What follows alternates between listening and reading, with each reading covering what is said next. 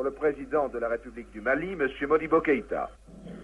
Si nous voulons réellement réaliser l'unité africaine, basée essentiellement d'abord sur la confiance les uns vis-à-vis des autres, il est essentiel que cette situation puisse trouver une solution. Ce que nous pouvons recommander, c'est que l'unité africaine passe d'abord par l'unité nationale.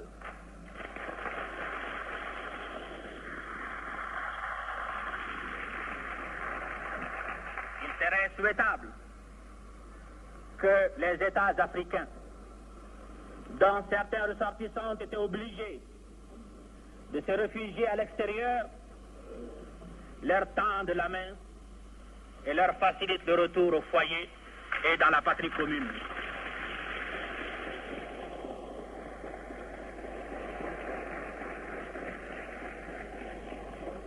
Dignité des Africains colonisés et aussi unité des États ici représentés.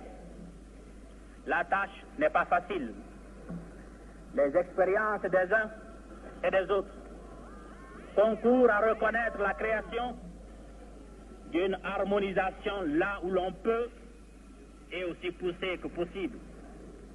À cet égard, notre délégation salue avec joie les résultats des travaux de la conférence préliminaire des ministres des Affaires étrangères, ces recommandations qui ont exposé en termes clairs les divers aspects de la coopération interafricaine et que, pour ma part, je m'interdis de reprendre à cette illustre tribune.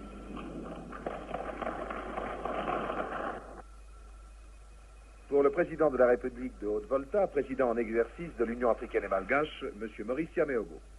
Notre union nouvelle, si elle doit vivre et faire école, devra avant tout préserver l'esprit de tolérance et d'amour du prochain. Notre union devra signifier pour chaque femme, pour chaque homme de pays qu'elle englobe, un constant dépassement de soi-même dans la perspective du mieux-être commun, dans le désir absolu de la réussite commune, dans le mépris total de l'esprit de domination, sous quelque forme que ce soit.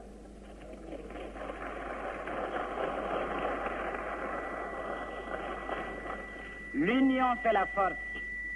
C'est une maxime éternelle. Si nous voulons donc être forts, il nous faut réaliser l'unité. Mais comment y parvenir avec ces obstacles sans nombre qui jalonnent notre route? Il suffit d'en vouloir les moyens, et ce avec détermination. D'être tout simplement africain dans toute l'acception du terme. En cette mer d'apocalypse où nous voguons, tellement la surprise de constater la profonde identité des buts que nous poursuivons et des méthodes que nous concevons comme les meilleures. Les problèmes sont à la mesure des grands desseins que nous formons tous. Et si les termes de la discussion sont souvent techniques, ils n'en sont pas moins résumés dans des données communes.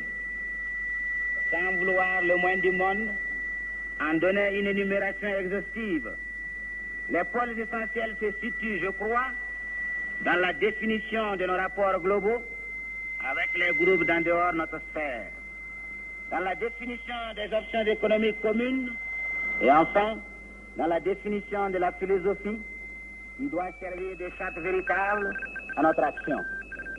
Et c'est peut-être en cela, en définitive, cela l'essentiel, c'est d'aboutir à trouver la formule qui nous assure le respect, la considération et l'efficacité. La délégation de la République du Mali est très heureuse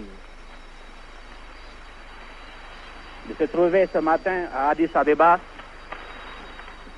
cette ville dont le passé évoque bien d'épisodes de la lutte héroïque de ce peuple, le peuple éthiopien, pour sauvegarder son indépendance et aussi sa dignité. L'histoire de l'Afrique a voulu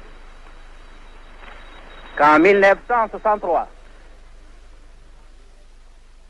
tous les chefs des États africains indépendants se retrouvent dans cette ville historique Addis Abeba qui a été le flambeau de la résistance de tout un peuple contre la domination étrangère, pour jeter les bases d'une coopération interafricaine ouvrant des perspectives heureuses pour cette unité africaine à laquelle nous tenons tous et sans laquelle l'indépendance de nos États serait un vain mot. La République du Mali, fortement attachée à la réalisation de cette unité,